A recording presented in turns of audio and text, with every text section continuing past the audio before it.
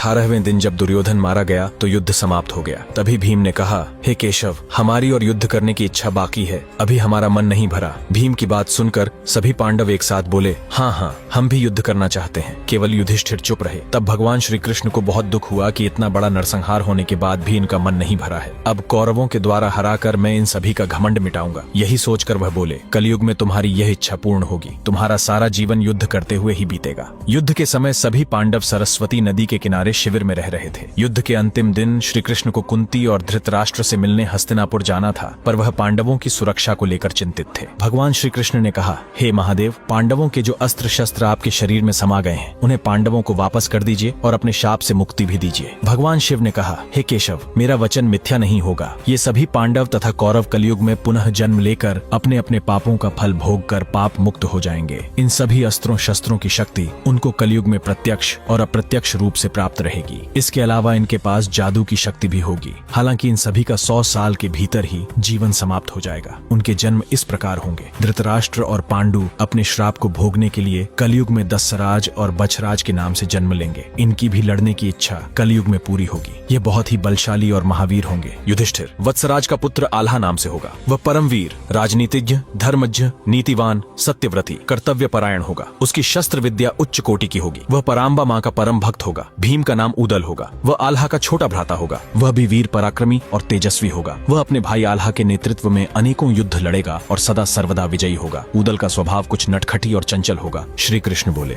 एक बार भीम ने मुझसे कहा था, हे केशव, मुझ में अपार बल है, पर मेरे शरीर की बनावट इतनी विशाल है कि कोई सुंदरी मेरी ओर देखती नहीं है। मुझे इस बात का सदैव दुख रहता है। श्री कृष्ण ने मुस्कुराकर कहा था, बड़े भैया, आपकी यह इच्छा अगले जन्म में अवश्य पूरी होगी। इसी कारण उदल अति रूपवान और बहुत सी राजकुमारियों का प्रिय होगा। अर्जुन के अंश से जन्म लेने वाला परिमार्दिदेव का पुत्र बुद्धिमान और मेरा परम भक्त होगा। उसका नाम ब्रह्मानंद होगा। वह वीरों का वीर, ब्राह्मणों का पालक होगा। नकुल का जन्म बछराज के यहाँ होगा, जिसका नाम मलखान होगा। ये बहुत ही वीर और बलशाली होगा। बछराज के दूसरे पुत्र के रूप में सहदेव का जन्म होगा, जिसका नाम सुलखान होगा। महादानी कर्ण धांधु के नाम से जन्म लेगा, जो दशराज के घर जन्म लेकर दिल्ली के पृथ्वीराज चौहान के यहाँ पलेगा और उनका ही वफादार होगा।